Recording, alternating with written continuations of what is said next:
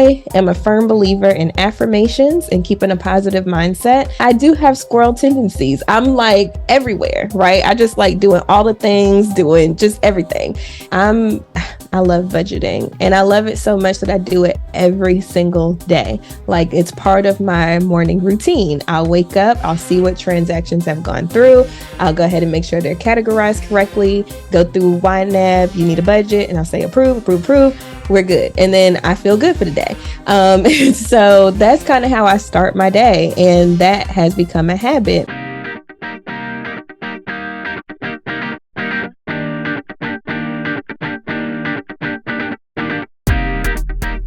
Welcome everybody back to another exciting show, the About That Wallet podcast, where I help you build strong financial habits, either with myself or I'll start bringing on special guests who have shown and actually proven track records in helping people like yourself build strong habits, even though they might not focus on habits, but they still focus on habits. But I have the awesome opportunity to bring on Tiffany Grant, who is an accredited financial counselor and an award-winning personal finance blogger, podcaster, coach, and educator. Might as well add on here, mom as well. She is an awesome mom. So, Tiffany, I want to thank you so much for coming on to the About That Wallet podcast show to share some of this information here today.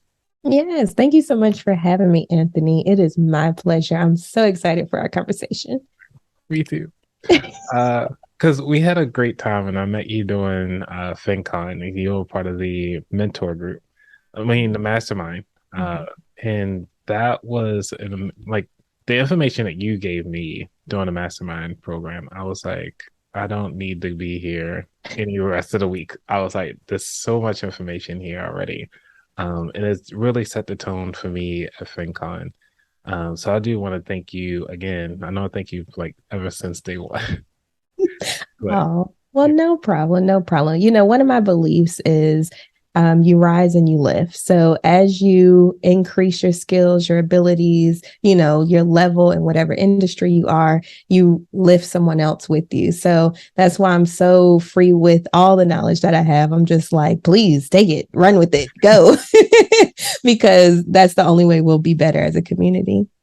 Definitely. And you do talk a lot about community and community building and making sure we heard in this financial space, because usually you don't hear about too many people of color or inside finances. It's usually you hear about some little white guy with glasses that talks about the 7 baby steps. You know, that's usually the typical person you'll hear on the radio. Or somebody that's heavily doing like multi-million dollars in like real estate and so forth. But you coming into a space, and you've been doing this for how long now? Since 2017. Wow.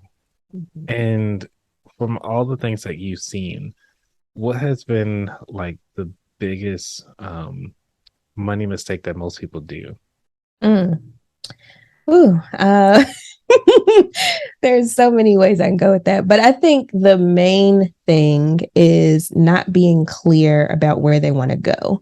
I think that is the main mistake I see people make. Like, they're just like, oh, I'm just gonna, go with the flow. I actually just finished talking to somebody about this, where I'm like, people are generally on cruise control because it's easy, right? So they're like, oh, I want to have all these goals and do all these things, but they're not making sure that they reach them. And so I think that's one of the biggest mistakes, is just always on cruise control and not having a clear target in mind of where you're trying to go with your money and with your goals in general.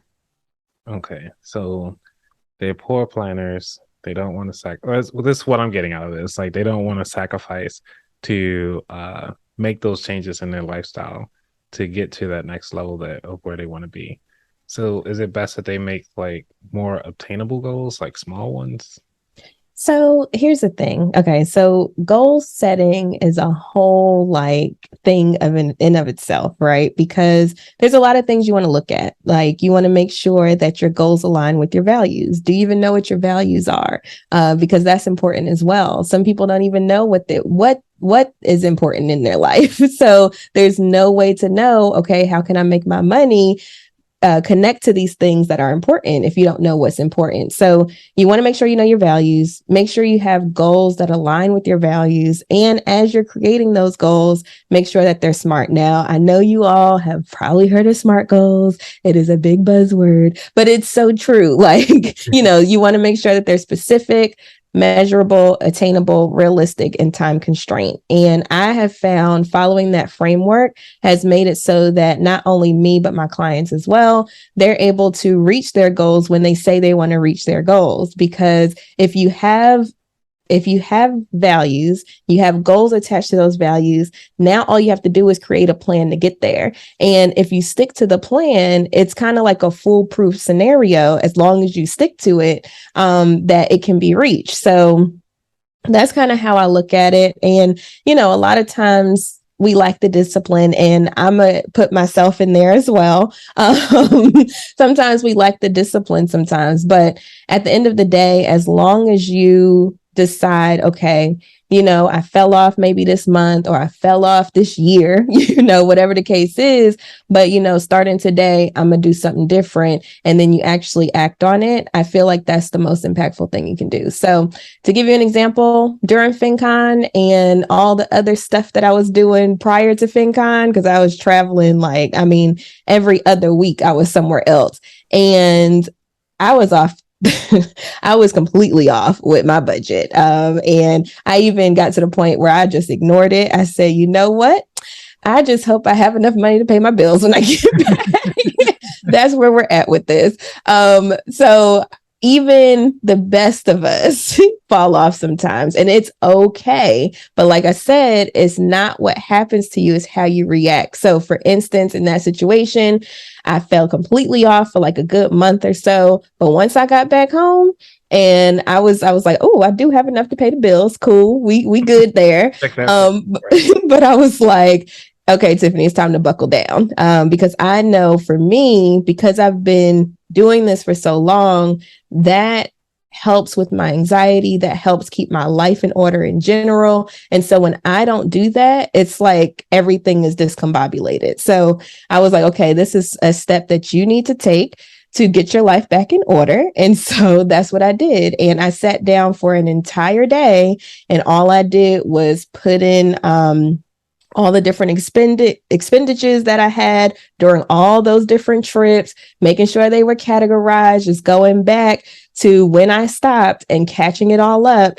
And then I felt completely better. And then I felt better because I realized, oh, I'm good for this month. Like I reached all of my bills, like everything is paid for. I'm good. And so when I didn't do that, I didn't know if I was good or not.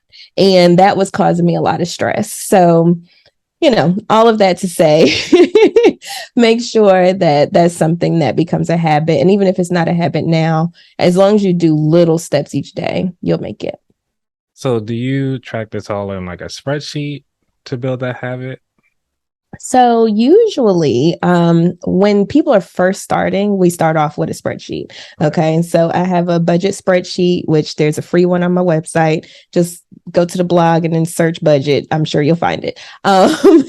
But I start off with that spreadsheet. And the reason I do that is because it's very thorough. And so things that you might have not even thought about is on that spreadsheet. So I always start there. Now, once you get everything down, it's up to you how you want to budget. Like, do you want to use pen and paper? Do you want to stay on the spreadsheet? I personally use apps because I'm a tech person too. So I just went from EveryDollar, which is by that same white guy with the glasses, to YNAB. So now I use YNAB, and I like YNAB better, just personally for me, because you can't spend money unless it's there. Right. And so, that's typically an issue when it comes to budgets. It's like, okay, it's all fine and dandy. The money has not made it yet, but I'm planning for it, which is cool. But then once the money gets there, then that's kind of when everything starts moving around. But with YNAB, nothing moves until it's actually in your account. So that's what I really like about them. So I've been using them since July, I want to say, is when I signed up, and I really enjoy it. So Nice. And for those of you who are not familiar with a YNAB, it stands for you need a budget. So just keep it simple. So what are those? This is a question that I wanted to start diving into. Is what was your first money fear? Credit cards. Mm. I was so credit adverse because I saw the detrimental effect of credit. Like when I was growing up, I didn't see the positives of credit. I saw the negatives of credit. I saw that it can cause bankruptcies, it can cause foreclosures, it can cause like stress. Like that's what I saw when I was growing up. So I was like, I don't want credit. Like when I got older, I said, I don't want a card. Like I have no desire to have a card. But unfortunately, you have to have credit in order to get credit. So I had to get over that fear and that trauma, within myself that That's a right. credit is bad, and because that's what I would tell myself, credit is bad. Like this is all I've seen credit do, not realizing that there's a whole good side of credit as long as you use it as long as you use it responsibly. And so I got my first credit card and it was the hardest thing ever for me in my mind, like psychologically. So what I would do is just use it for gas real quick and I would pay it off immediately. Like as soon as I finished swiping while it was pumping, I was paying it off because I didn't want to have any type of credit card debt. But also what I learned was that what we're taught where you have to carry a balance is so not true. I was able to increase my credit score just by doing the strategy that I just said. And so that to say, there's a lot of misconceptions around credit. And that's another reason why I like to educate people with the facts. So that way they know how they can use credit as a tool versus using it irresponsibly. Yeah, I'll try to use this analogy around credit cards is that credit cards are just like the stove. And if you know how to use the stove correctly, you can make some great food. You have great things from it. But if you use it incorrectly, you can burn down your house. And with credit cards, you can get burned too. You can lose everything. It might not blow it up, but it's just not might be it might not be there anymore. But if you use credit cards really well, it can provide you free transportation. It can provide you free housing. In transportation, I'm meaning like airplane and can fly you wherever you want to go. Change the weather if you want to, but if you use it properly. So those are the analogies that I like to use to bring that together. Yeah, I've never heard of the stove analogy. That's new to me today. I'll be sure to stick that in the back pocket. Okay. Yeah, just whip it out. Right. So because you've been doing this for quite some time and actually going through the whole accredited counselor process, like being a counselor is a big thing because you always hear CFP and for you to be an AFC, is there like a major difference between the two? So I did a whole episode on this, interviewing the executive director of the AFCPE organization. And pretty much how she explained it was, so AFC and CFP are both the most well-known, most, known and respected certifications you can have in finance, right? Now, how they're different is that the CFP, which is Certified Financial Planner, they focus on financial planning for the long term. Okay. So they're looking at retirement. They're making sure that you have at least $1 by the time you die and that you have enough to get through retirement and that everything in between is kind of falling in place to where everything is just a smooth plan and a process. Okay.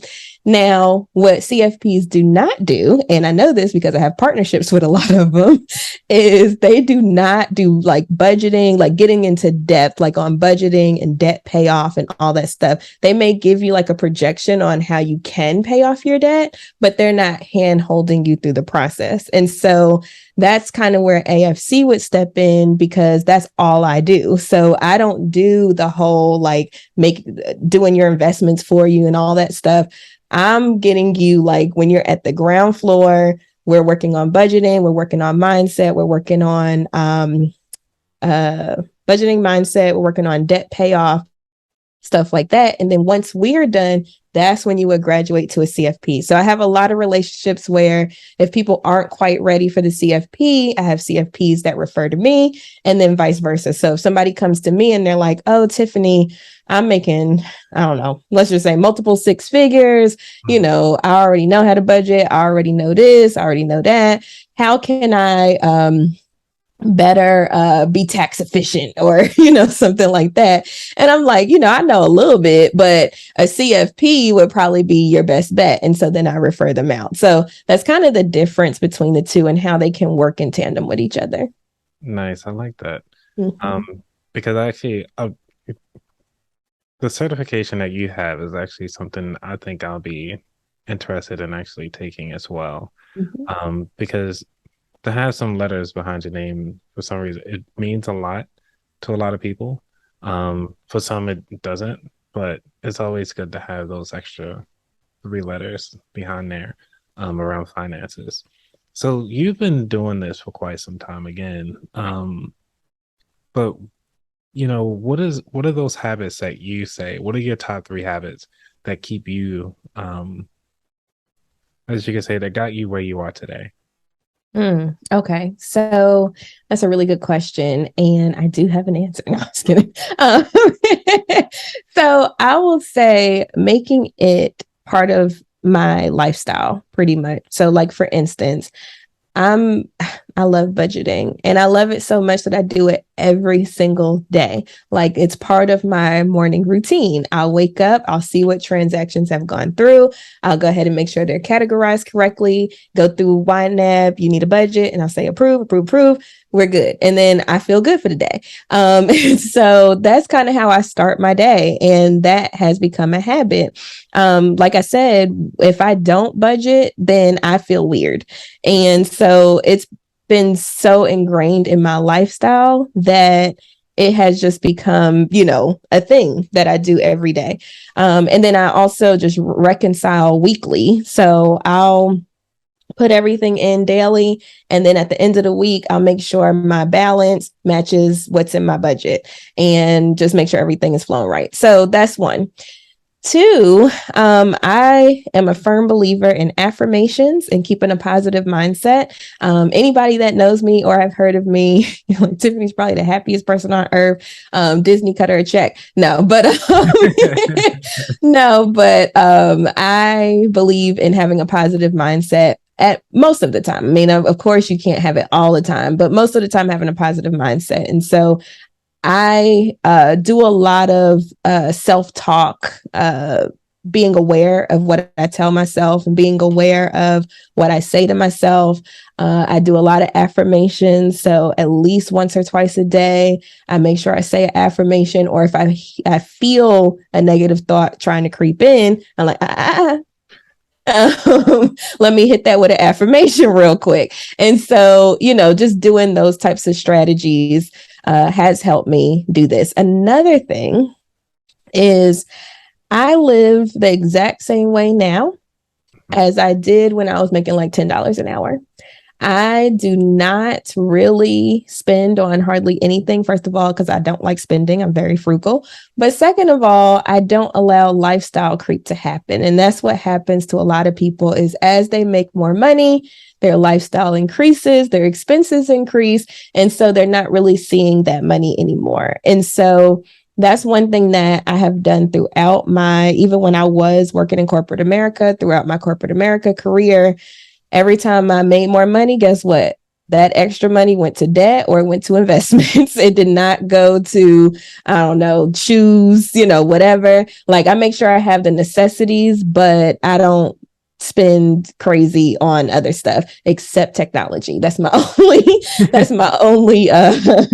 vice. But other than that, yeah, I try to keep my spending as low as possible because and don't get me wrong, you can only knocked down as much as possible. I mean, zero is zero. So if you get your expenses to zero, you still gonna need income in order to make that happen. So I try to keep my expenses as low as possible and my income as high as possible. So that way I have that gap and I can do what I want to do with the money that I have available. So anyway, so I think you said 3 because I'm like, I could keep going. But that should get people started at least. Because you talked about having the growth of income, and obviously we only can cut but so far. Now, going forward and growing our income, I just recently taught people how to use Etsy to, as an entry level thing to try to sell digital products. That's something really quick and simple. What stuff or side hustles that you've seen that's been really helpful for the people who are just looking to grow extra income that they cannot for some reason do what they call it not after hours, overtime at their current job? How long we got? No, I'm just kidding. No, but seriously, I tell people all the time, like, you can make money doing whatever it is you love to do. So of course it's going to vary by person. So like, for instance, I had one client. Okay. And just to give you an example, I had one client and she's like, I always love doing hair. I do it occasionally, sometimes people come to my house, I'll do some hair, and that's pretty much as she was doing. And so I was like, well, and she was working, her real job was in payroll. So it has nothing to do with hair. Okay. So I said, okay, well, what's holding you back from doing hair? And so she was like, oh, I don't have the time or I don't have the money to go through cosmetology school and this, that, and the other. So I said, okay, well, that's what you think, like that's what's in your brain, but let's put some data behind it, right? So I'm like, go to the school that you're interested in, figure out how much it costs, what the time commitment is, whether they have payment plans, all of that different stuff. Just have some research data to see if what you're telling yourself is true. Okay. So she came back with the data and I was like, okay, well, I'm looking at it and depending on how bad you want it, we could probably make this work, And so anyway, long story short, she ended up cash flowing hair school. She ended up having enough time because they were working with her on the hours because she explained that she was working full time. So she was going after work on the weekends to do her hours and things like that. And not only did she cash flow school, she also had money to pay for her exam and she had money to get her supplies after she passed her exam. So I'm like, a lot of times we tell ourselves we can't do things without having the concrete data saying that we can't and not having the plan saying that we can't. So that's one example. Another example is, I'll just use me. I side hustle my butt off at all times because I do have squirrel tendencies. I'm like everywhere, right? I just like doing all the things, doing just everything. And for me, it works because, like, for instance, I've had a business making soap. I've had a business, doing money talk. I've had a business selling plates. I would cook Jamaican plates. Mm-hmm. Oh. Selling plates. I had a business doing desserts. I had a business, like whatever it is I'm interested in at that time, I could hop in and do it. And I feel like a lot of people let themselves hold themselves back from opportunities or just not knowing that the opportunities exist. So like for me, whenever I see somebody in business or, I'm speaking to somebody on the podcast or whatever, I'm like, dang, how can I apply that, to what I'm doing, whether it's related or not. And so that is the mindset that you have to have when you are thinking about being an entrepreneur or trying to side hustles. What opportunities are around you at any given moment that you can take advantage of? When I first started on this journey, I was Ubering and Lyft. I think I did Uber and Lyft for like 3 years because I enjoy driving. B, I like talking to people. And then C, I was making that, making money. And so I was like, well, this is fun. This is a good opportunity. And so I enjoy doing it. There's people doing Instacart. There's people doing DoorDash. The opportunities are endless nowadays. So really, it just depends on what you love to do. One of my friends, she loves cleaning. I hate cleaning. So guess what? Exactly. I said, oh, girl, let me help you with your passion. And you could help me not do something that I don't like doing.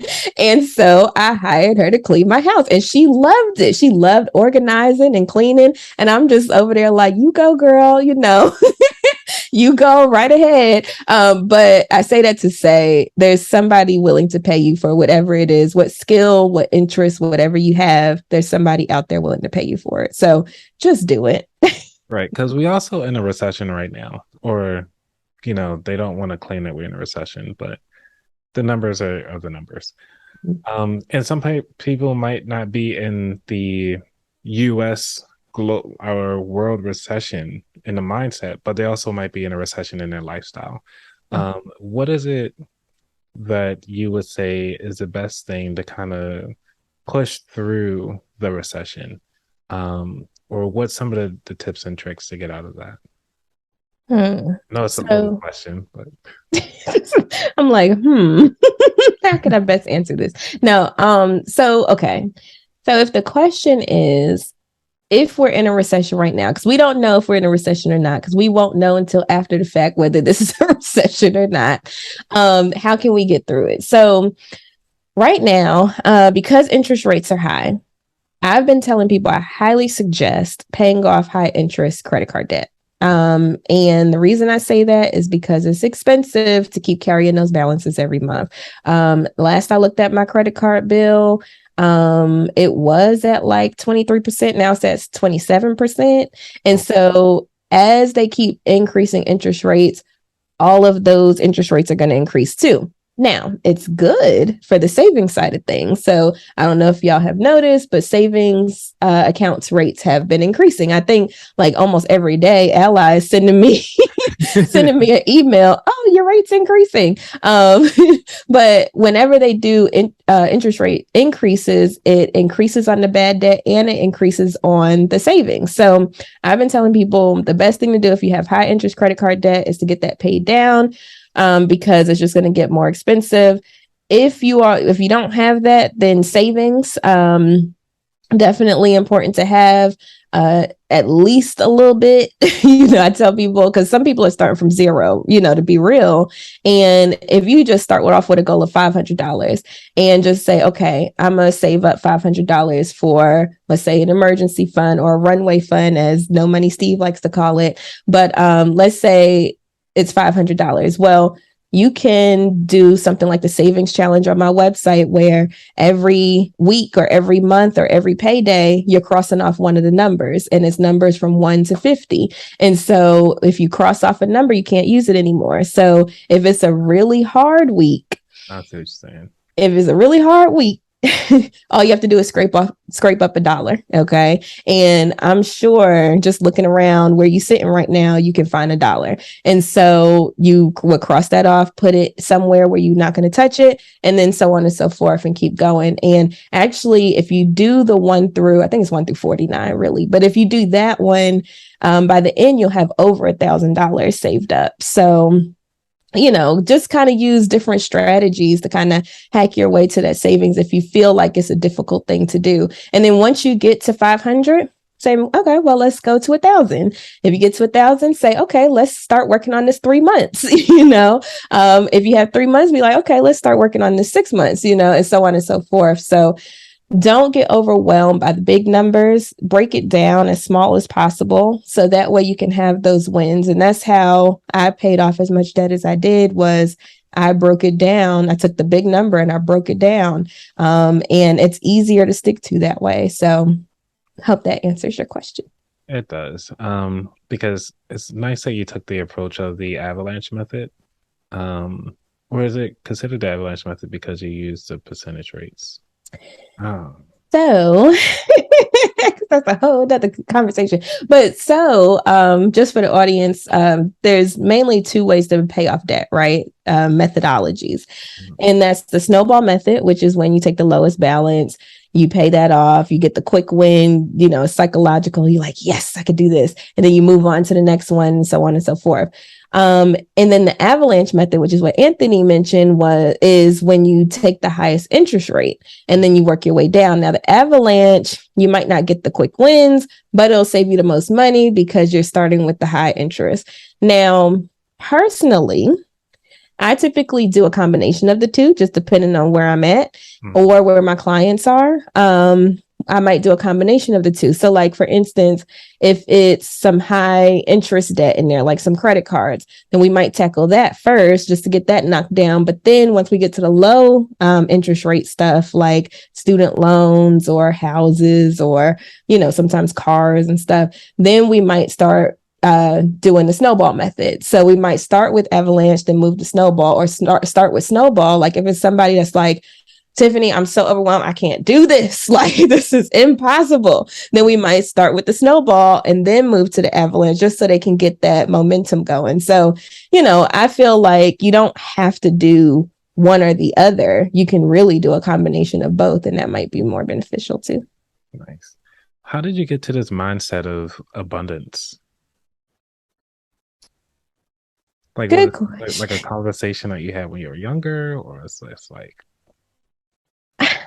I don't know where I got this whole woo-woo thing from.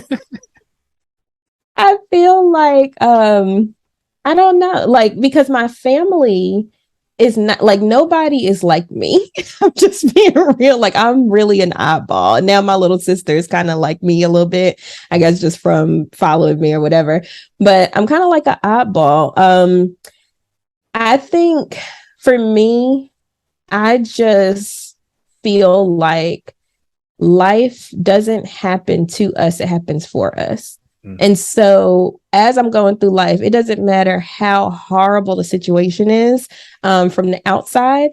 For me, I'm grateful for having that opportunity to go through that. You get what I'm saying? So like, for instance, when I had COVID, okay, don't get me wrong, I felt like death. But when I had COVID, I said, well, you know what?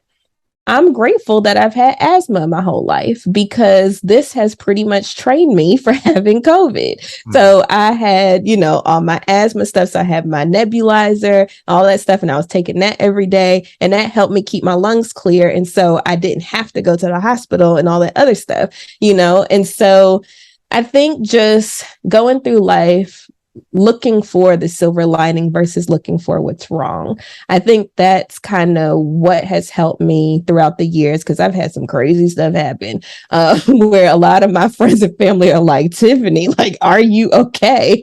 But I think just going through life, looking for the silver lining versus looking for the negatives, I think that has helped me. So to answer your question, how do I get to the mindset of abundance? Just looking at things in a positive way, pretty much at all times. Like, I always try to look at things as positive as possible. And then that kind of helps with that abundance mindset, because I don't ever feel like I'm lacking. Really, sometimes, but but most of the time, I have the mindset that I have a growth mindset instead of a fixed mindset. So I feel like, oh, anybody can do anything. You don't have to be born to do something, as long as you want to do it, you put the effort in to learn it, blah, blah, blah, blah, you can do anything. And really quick, one example I give my students, because I also teach at a university, is I'll have them. So I'm like, okay, who in here knows how to play guitar? Okay. And so maybe one or two people raise their hand or whatever. Right. And I'm like, okay, I want everybody to take out their phones, and I give them a message to text. Okay. Now, of course, they don't send it. I just want them to go through the motion. Now I'm like, okay, a guitar only has 6 strings. Your keyboard on your phone has how many buttons? A lot, at least 32, right? And so I'm like, But everybody was able to do that, but not everybody was able to play guitar. Why? It's because at the end of the day, you practice this all the time. You practice texting every day, all day. You practice with that keyboard. So a lot of people can just do it and just be like, not even looking at it, right? And so it's the same thing with anything else. The people that do know how to play guitars because they practice, and that's how they're able to do it. Like, I don't believe that people are just innately born with stuff per se, to an extent, but I'm like, anybody can learn anything. And so that's the growth mindset, helps with the abundance mindset, helps with, seeing the positive every day, and things like that. And just being grateful too. I think that helps. So anyway, that was a long answer to a short question. No, it's really good. Because we get to tap into like your mindset a little bit more about how you approach life, because we already talked about like, hey, you have a set routine, you have your set habits, your idiosyncrasies, you have those moments of multiple habits that make you feel good. And then also you have, okay, because you handled everything in the morning, you're able to handle whatever life throws at you throughout the day. And now, because you've been practicing it for so long, it's become your normal routine. So now that for those of people that are listening right now, it's just trying to figure out, well, where do I start? And like you mentioned earlier, which is to start with something that you're comfortable with and just start to use that as your building block to kind of take on the rest of the world before you start adding on and more. So really quick, like, ask yourself, what do I want to be good at? Right. So if it's, I want to be good at money because I'm tired of living how I am. So what steps are you going to take every day to make sure that you are good with money? Maybe it looks like, okay, I'm going to just track my expenses every day and just see what I'm spending on just to build that awareness. That's okay. Or maybe it's, I'm actually going to sit down and create some goals today.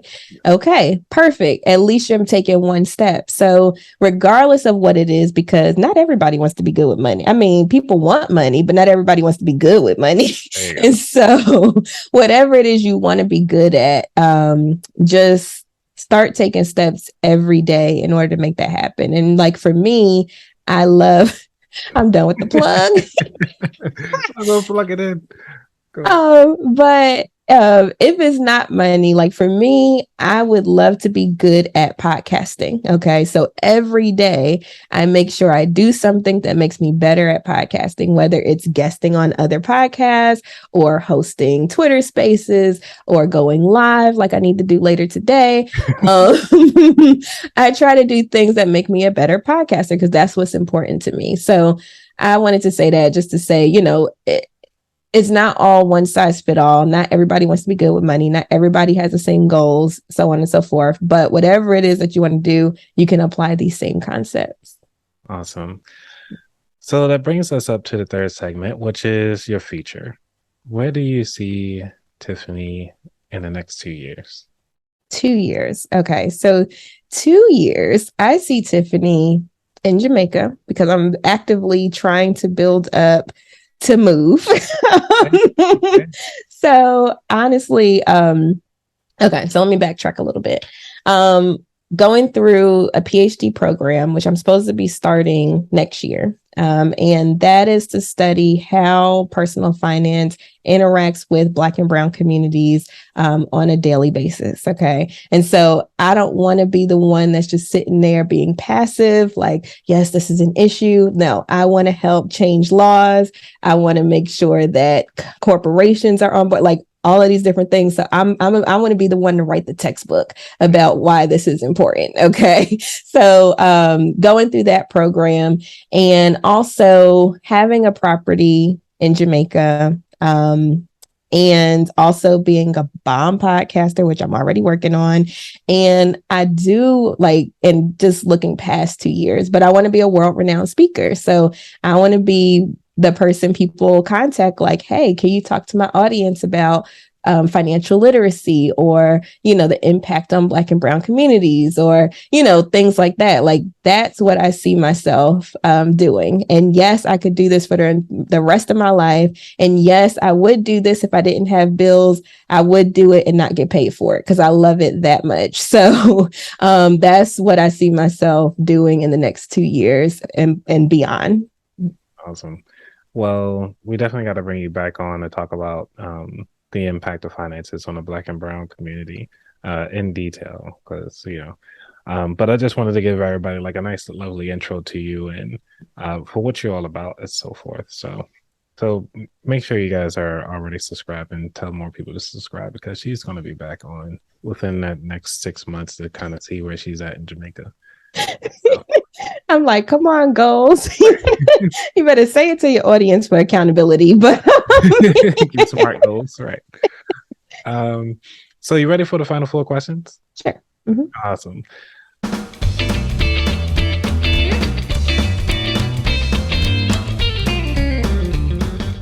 The very first one, which is, what does wealth mean to you? What does wealth mean to me? Wealth for me is being able to, and I guess my answer kind of changed recently since I lost my grandma. So wealth for me is just being alive, being able to experience this moment with you and with your audience, being able to take a breath every day. For me, that's wealth now. Like, it's something that we do not, like, we take advantage of every day. We take it for granted that we're able to be here on this earth. Sometimes people wake up and they're just like, oh, my life is miserable. Oh, my life is, everything is just falling. The sky is falling, whatever. But not realizing them just being able to say the sky is falling is a blessing in of itself. And so I feel for me, that's what wealth has become. Just being able to live in these moments and enjoy these moments with the people that I know, love, trust, that type of thing. I think for me, that's what wealth is now. Nice. Number 2, what was your worst money mistake? Getting married. And I say that with confidence. I kid you not. That was my absolute worst money mistake, because now, for all the lovebirds out there, y'all do you. I'm not saying that love does not exist. I'm not saying that the right partners do not exist. But when you get married to the wrong partner, it can have a detrimental effect on your finances. So I would say that was the biggest money mistake for me personally, was getting married. And I know you're like, dang, I didn't think you was going to. I didn't expect it. Okay. Number 3, what is your favorite financial or non-financial book? Dang, so many. We had that space the other day. Yes. So I think my absolute favorite is Black Fortunes. I think I'm gonna say Black Fortunes. And the reason, and that's by Shamari Willis or something like that. Anyway, I'm gonna say his book because it tells the stories of the first 5 millionaires out of slavery. And for me, it was eye-opening because, you always hear about Madam C.J. Walker, but not really realizing that there was other people that did that too. And then also looking at it from the lens of, okay, they came out of slavery, which is stuff that I never had to deal with. Like, I am not out there picking cotton. I am not out there getting beat and all that other stuff. And if they can come out of slavery and still become millionaires, then what do I need to do in order to make that happen too, right? And so being that they came from such adverse conditions and stuff that I don't experience, I have the blessing not to experience today, what makes me different than them? And then trying to fill that gap. So I feel like that book was very impactful for me. So I'm going to say that one this time. Maybe next time be something else. Mm-hmm. Number 4, which is, what is your favorite dish to make? Favorite dish to make?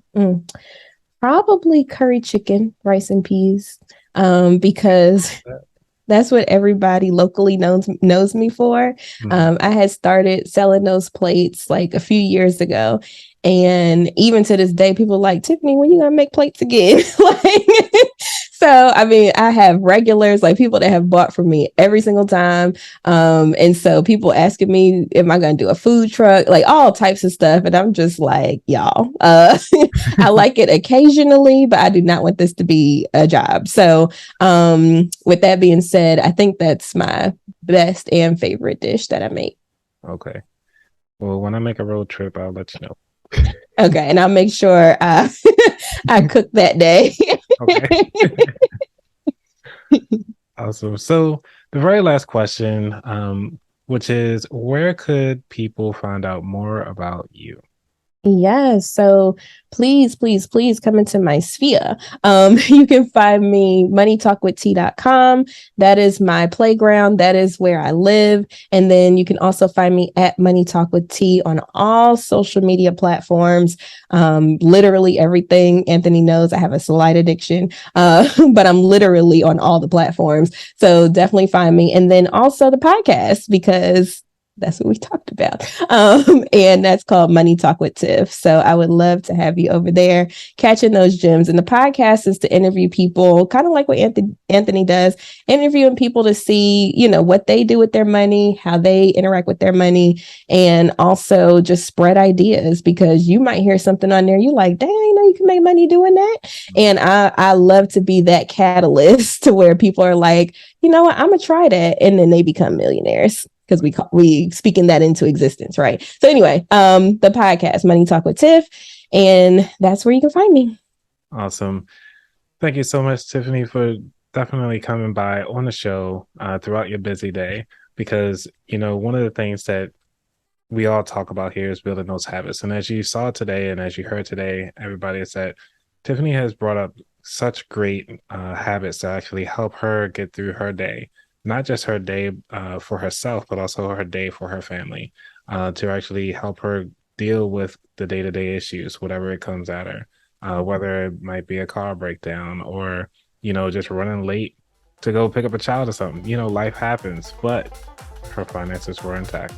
It's not like just she got into an accident. Yes, the mask was on. It's one of those deals. I'll show her. I'm like, I hope my car is not listening to this. I need you to keep working. No, anyway. That's what the emergency fund is for. But I want to thank you all for tuning in. And if you got something out of this episode, please make sure you like, subscribe, and share. It costs you nothing, and all it does is just a little bit of time. So I want to thank you all, and y'all have a good day.